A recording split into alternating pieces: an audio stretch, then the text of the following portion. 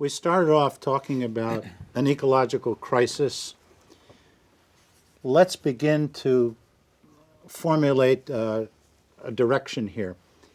One of the things I've heard is that no more studies, no more Band-Aids. We need systemic change. We need to really get at some basic issues.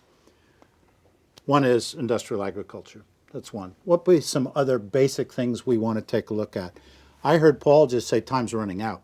I mean, that's basically what he said. So changing the energy supply system. Okay, energy supply and the system. energy use system, too. The supply Both. system meaning? Fossil fuel. I see. Weaning ourselves rapidly off of fossil fuel use. And in the turning U.S., by the year 2030, 2 decades from now, we could get down to 15 or 20% of our current fossil fuel use. If we had a World War II type mobilization to do it. It would take mobilization, but we would actually be richer if we do it. If you do the costing of efficiency and renewables versus ever increasingly expensive fossil fuel, and it will be as we approach the limits of those fuels, we're going to save money. For in our own greedy self-interest, we should be doing these things, and we could make a huge dent in the climate problem. But some senators would make less money.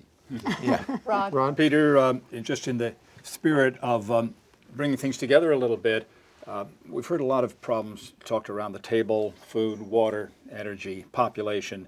But we haven't heard one that, to me, is the scariest of all, because it could change this planet and all the creatures on it this afternoon.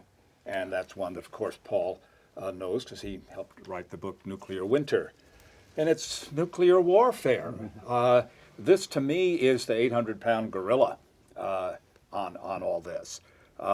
We are now looking at nuclear power getting out of government hands into non-government hands. To me, it's very frightening. Your great-grandchild, I think, has more to fear from that than she does from the use of fossil fuels. It's hard to judge, but of course, one of the things is that battling over, One of the most recent studies shows that a small-scale nuclear war between India and Pakistan, hardly an unlikely event, it's not a zero infinity problem anymore, it's a fairly likely one, would destroy our economy and much of the planet's environment as well. And that's what makes me so sad. And we still have huge numbers of nuclear weapons pointed at Russia and vice versa. For what reason is absolutely beyond me. I don't even see where the corporations make a lot of money out of that. The point is that if we may bring down ourselves as a species, we deserve it.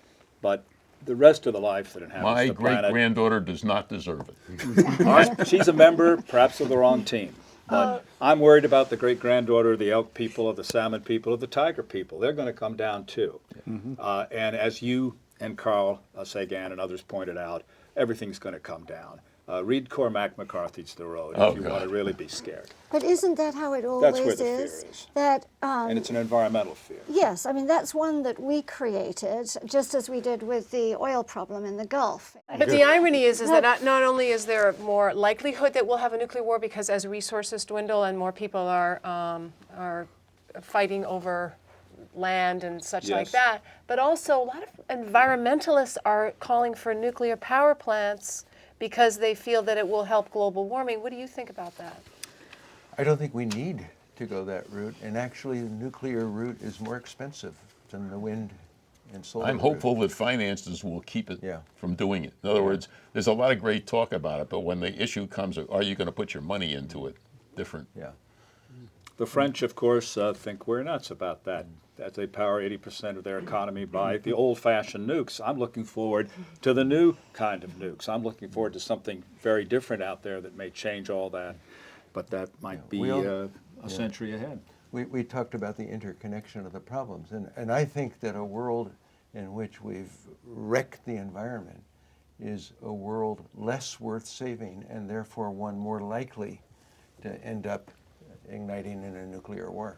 Could I just go back, though, to these almost cataclysmic disasters where we have the problem with the Gulf, we have the terrible problem of nuclear conflict that seems to grow every day. But we also have diseases that we were talking about a pandemic just a year or two ago, that avian flu might raise its head again. And that takes us back again in the interconnectedness to factory farming. So I hate to harp on that again, but here we are, we're creating The use of these antibiotics. diseases, But not only blaming it that, on that's nature. the place but- where the population thing is clearer than Yes. anywhere else as opposed to consumption. That is, the more people you have, the more likely a disease to transfer. All our infectious diseases come Yes. from other animals. The more larger your population, the more likely it is that a disease that transfers will transfer, that it will stick. You need a city of something like 20 to 50,000 people at least for measles to become permanent, for example. We have lots of potential diseases coming in. We have rapid transport systems. The steward #1 or something who infected people with AIDS on 4 continents in Just like 5 that. days or something like that. We are far from safe from novel pandemics. And again, we're not doing anything about it. We're not funding the CDC enough. When I was a kid, we heard talk, when I think it was had scarlet fever, we were quarantined. Yeah. Now, quarantine is something we should be talking about again. How do you quarantine anyone that's- anymore? It's very, The only very country difficult. in the world that quarantines HIV positive people is Cuba. And I worked in the late 50s, early 60s with the public health professionals who controlled malaria, smallpox, typhus, cholera, yaws, you name it. It was out there and was killing people on a regular basis. And they used military procedures to make sure nobody moved across the border if they had the disease that could communicate it to somebody else. And now we're welcoming people to bring in disease to kill our own people. So And we have our half the principles world's of public population health- undernourished. Our Out the principles window. of public health have totally disappeared. My dear Okay. friends, we have to kind of change the focus here a little bit as we wrap this show. We didn't talk much about biodiversity, which I think is an issue that is really important in terms of looking at across the globe. But we have biodiversity right here at the table. We've had great diversity of opinion and thought. And I think it's a pretty daunting task before all of us to recognize, first of all, and admit that we are in a crisis. Secondly, to find our way out of it, and each of us are doing our bit. I'm reminded of David Brower's great comment, what we need is CPR for the planet. Conservation, preservation, and restoration.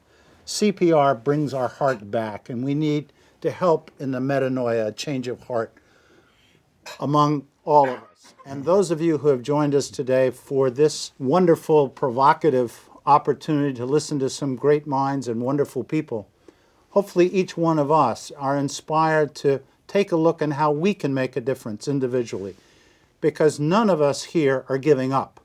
It sounds pretty overwhelming at times, but we're all working the good fight in our own ways. We ask that of you, our guests on State of the Earth. And Alexandra, would you thank our guests?